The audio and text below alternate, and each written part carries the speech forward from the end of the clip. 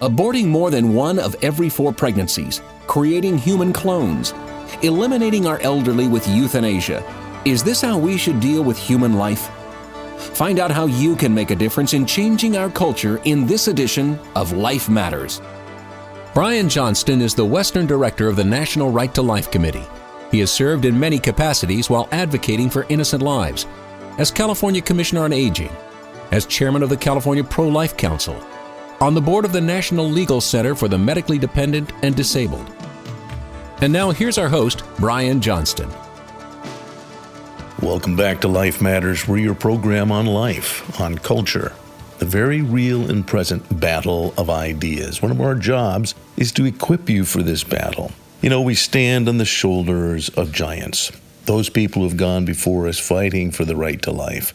If you've been listening to this program, you'll know that the American Right to Life movement actually goes back to the 1860s and the slavery debate, and then right then, after the passage of the 13th Amendment, the work of Dr. Horatio Storer with the American Medical Association to protect that unborn child in the womb. And that happened in all of the states, and that wasn't fully done until later in the 1880s. But Dr. Horatio Storer was a shining example of speaking up using medical facts, objective truths, self-evident truths, to protect those that can't protect themselves. But 100 years later, though, in 1973, you know that those laws were challenged and overturned, and the modern Right to Life movement was formed. That Right to Life movement has had many heroes, and we've talked about them on this program. One is Dr. Mildred Jefferson, a previous president of National Right to Life. If you have a chance on the podcast, go back and listen to Dr. Jefferson's speeches and some commentary on her place in the Right to Life movement, a hugely significant woman, the first black woman to graduate from Harvard Medical School and a great contributor to our Right to Life cause. But there's other doctors, and this program today is going to examine 2 significant physicians, one who was also a president of the National Right to Life Committee in the 70s, Dr. John Willke. He and his wife Barbara were great contributors to the Right to Life movement, and along with his wife Barbara, he published several books. Handbook on Abortion was released in 35 editions and in numerous languages around the world. It was published between 1971 and 1985. He also then published, starting in 83, the Abortions, Questions, and Answers. As you know, many people cut their teeth on that. That's still available. It's a great book that breaks down the many questions that people might have and very specific documented answers for that. Dr. John Willke was an amazing man, and I had some time to spend with him. We're going to hear a little bit from him in this program.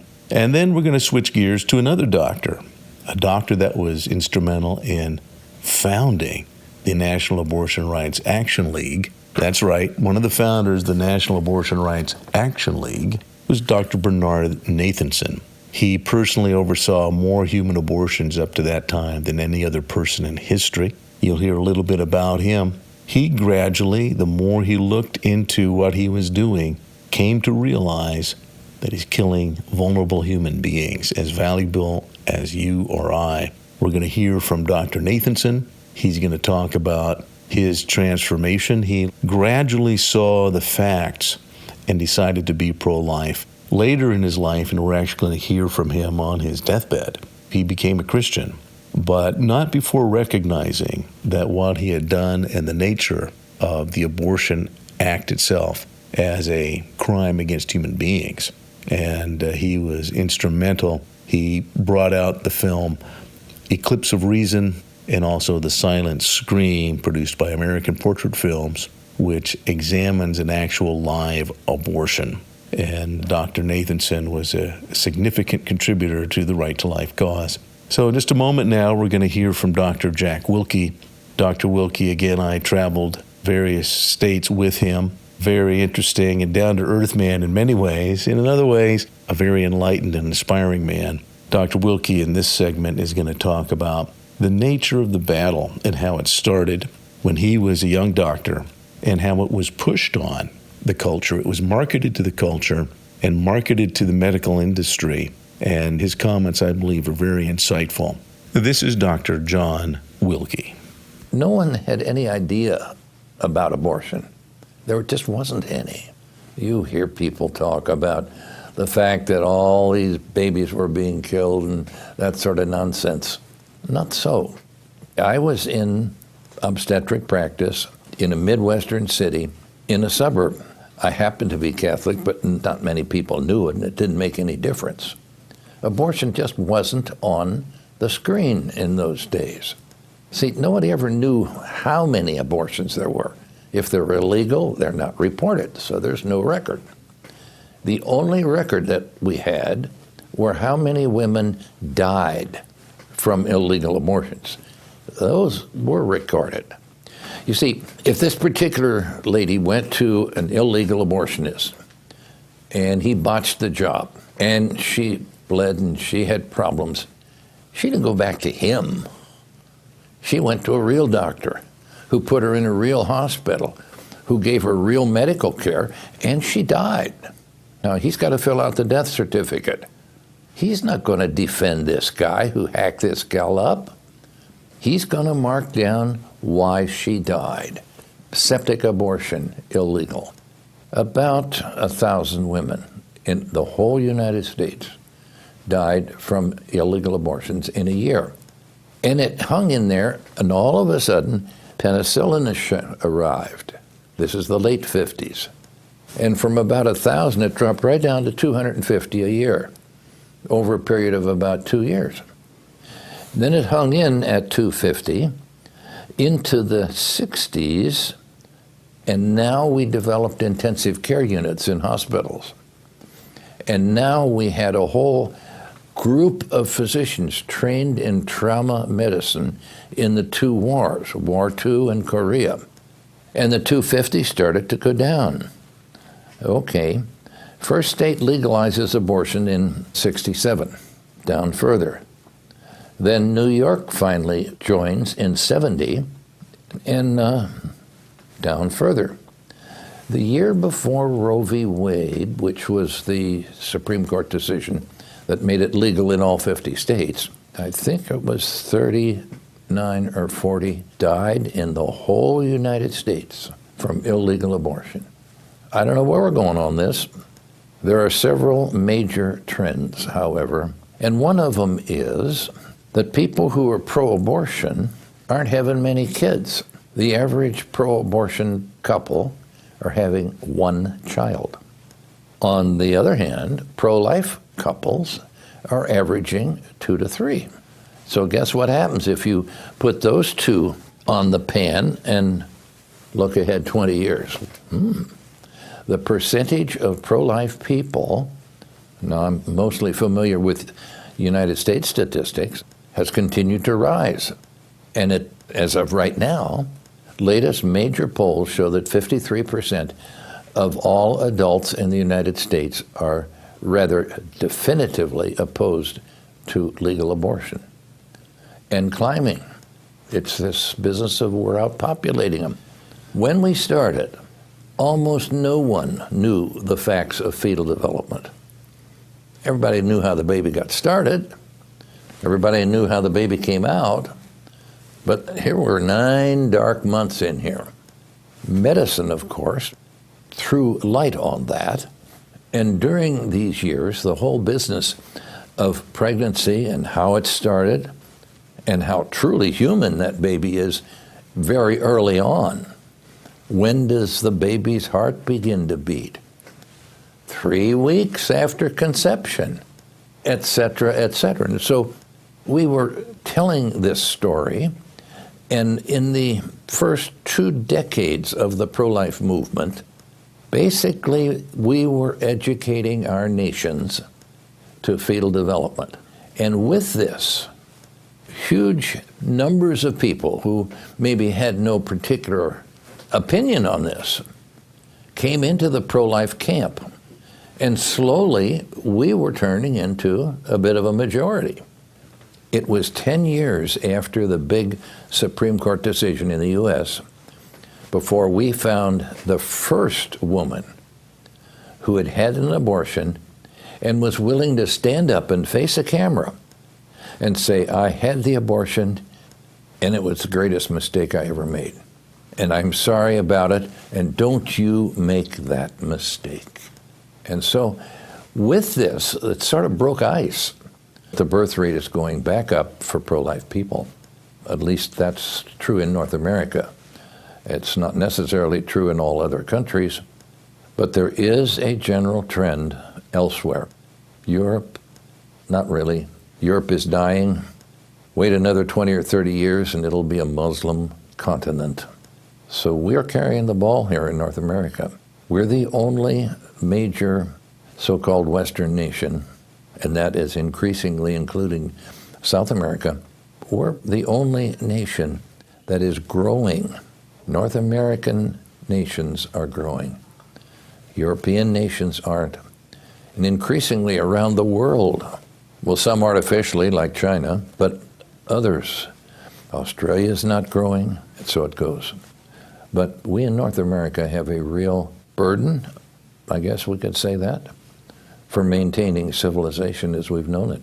What will we leave behind us between the two of us? Well, we've obviously been a rather unique position, worldwide, educationally, as authors and so forth. I hope that in years ahead, as people look back at these years, if our names are known, we'll be known as pioneer pro-life people who started the counterattack against the anti-life movement, and that what we did helped to fuel it to become ultimately successful. This whole business of abortion is so unnatural that it's not going to be here in another 50 years. We're convinced of this. I hope it's not here in another 10 or 15.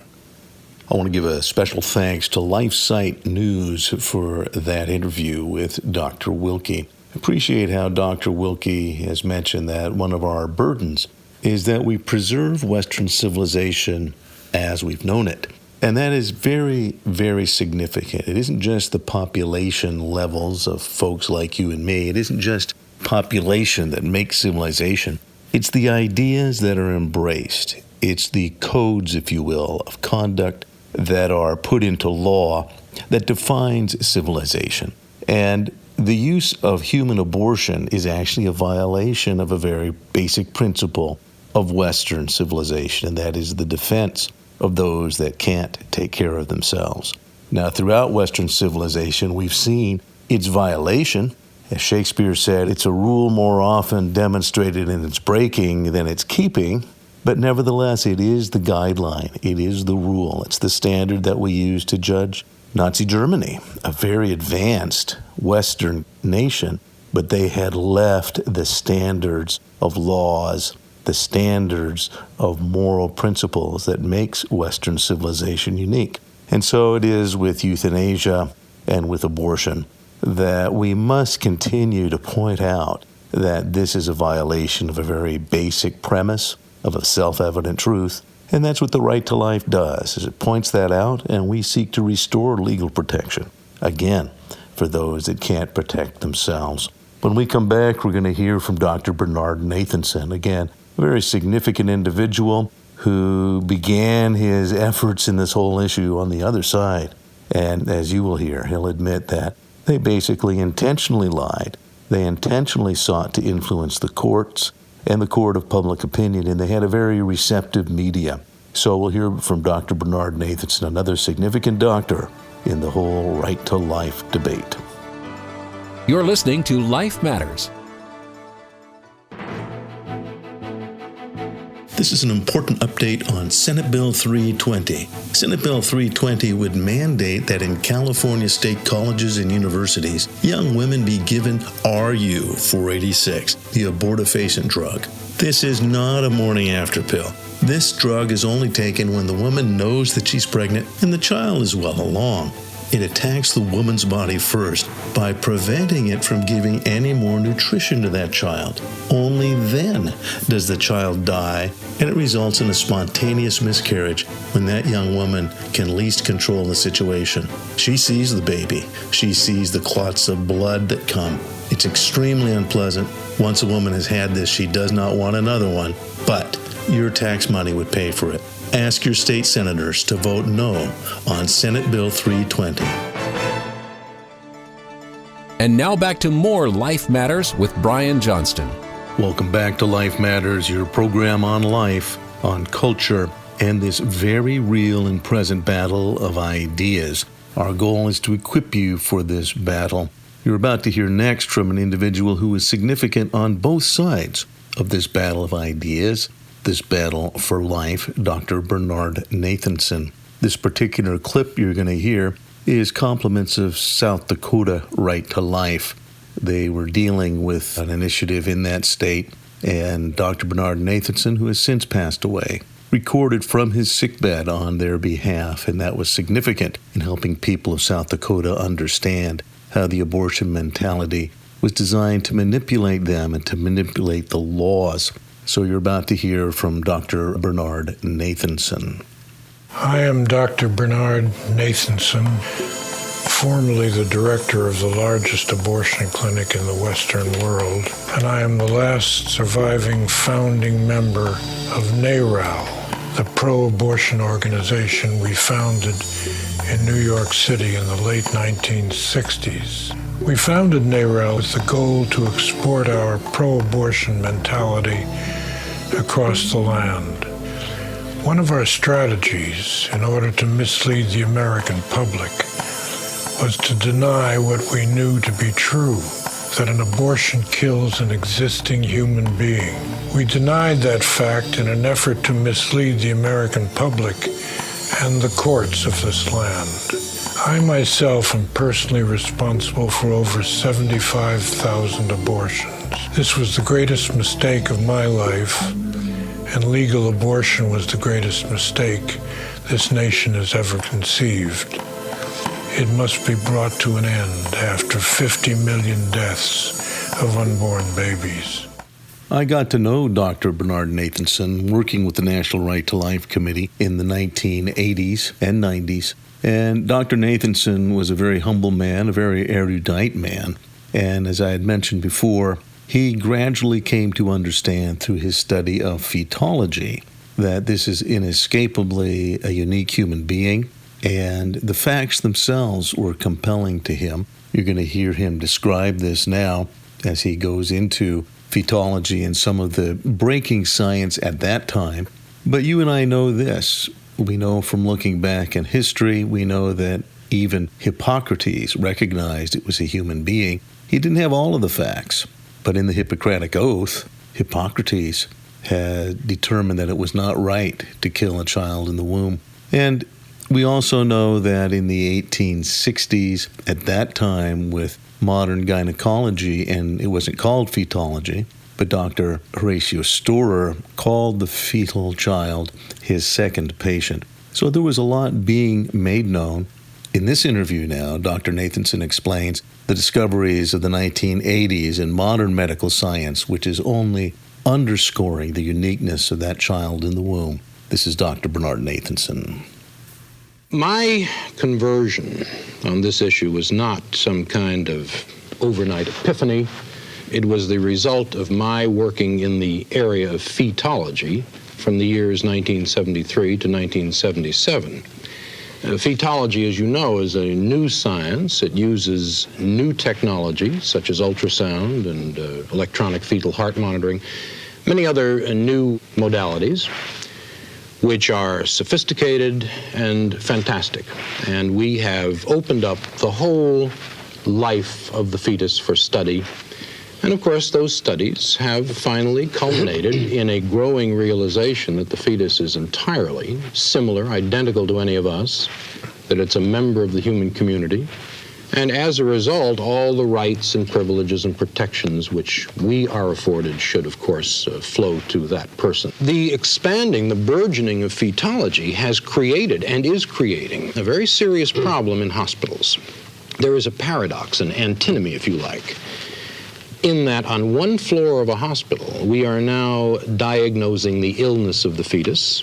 We are using all these technologies to treat it with medication. We are even performing surgery on it now. And on the next floor down, that very same fetus is being casually destroyed for no reason whatever. Now that is creating, as I say, an intolerable moral tension in hospitals. And as the public begins to realize more and more through the media that fetology is an expanding and an exciting science and is giving us a new perception of the fetus, it is creating an increasing tension in a lot of sectors in the public as well. You know, it's curious that in no other branch of medicine than I know of do we bring to bear expensive and increasingly sophisticated technology for diagnosis of the patient's illness or disorder, only thereupon to eradicate it. Not the illness, but the patient. So, as I say, we cannot continue to allow this kind of moral tension to accumulate. It is ripping apart various segments of medicine now. And now we are in a very different quandary. Those of us who practice medicine, who practice obstetrics, now Dr. Morgenthau does not practice obstetrics. He is not a fetologist. He does not understand these things.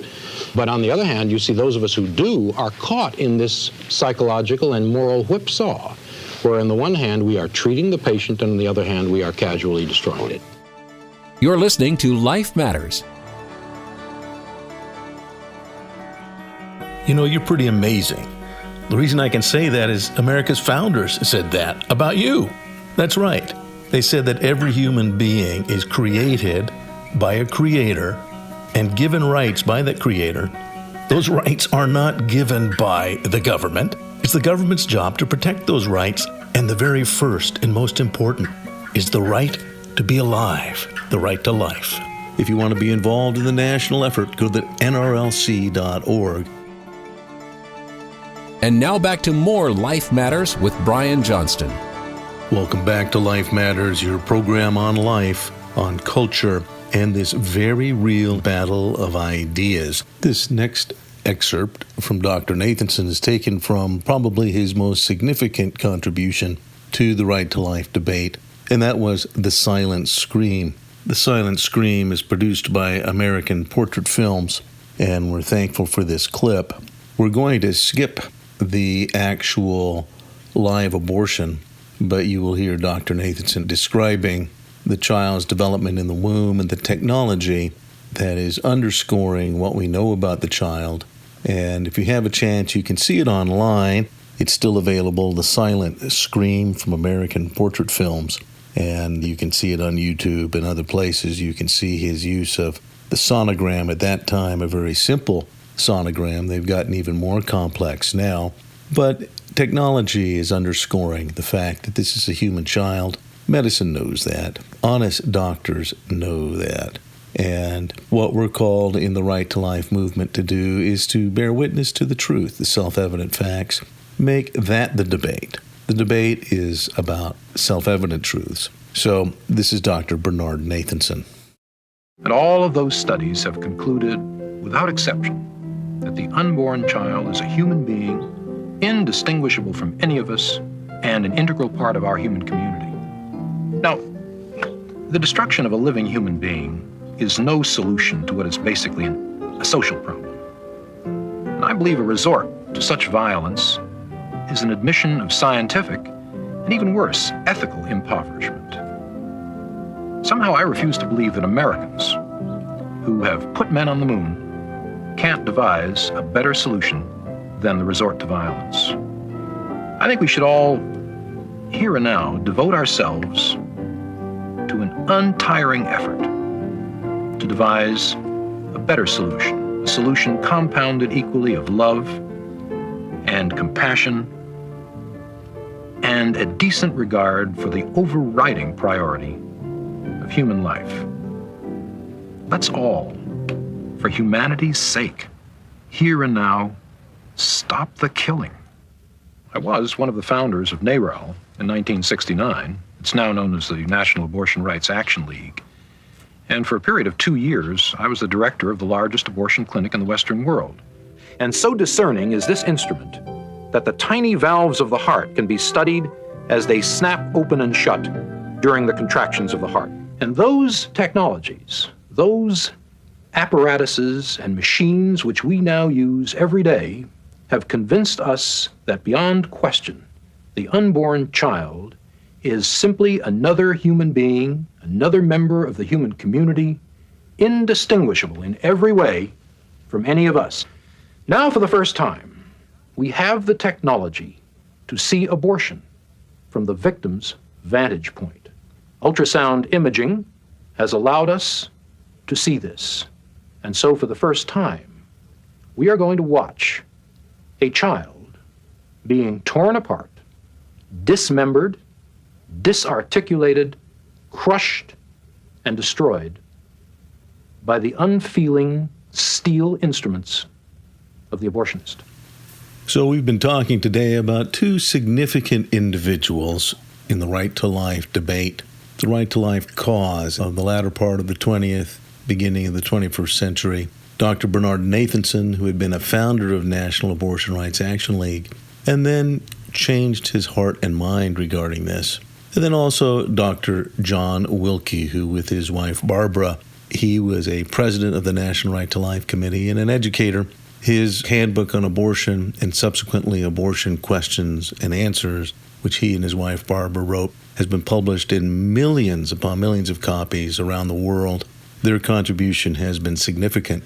As we've talked about before, in the right to life cause, we are seeing that its violation right now is actually through medicine. You can't do an abortion. Your neighbor can't, a carpenter can't, a ballerina can't. It is only medical professionals now that are being licensed to kill, that are being licensed also to assist in suicide and euthanasia. So we're looking at a dramatic change in the medical industry. It is no longer the profession that had ennobled it. And so we must, as citizens, speak up about that. Do talk to your doctor. Make sure that your physician is an honorable physician that respects the heart of the Hippocratic Oath. It's very, very important. Also understand that your role, you're not a physician, but you are a citizen. And the purpose of the laws is to give guidelines for every profession. The medical profession is probably the most important. And if you've heard our program on Western civilization, it is described by many as starting with the Hippocratic Oath. Many anthropologists see this as the starting point, where the most vulnerable members of society will end up in the hands of certain people. Those are known as doctors, that will either care for them or possibly be tempted to kill them. In the Hippocratic Oath, they swore they would never kill, would never harm. We must hang on to what we have left of Western civilization, and that's part of our job as citizens. Thanks for listening to Life Matters. You can listen to more podcasts at lifematters.life and find out what you can do for the right to life.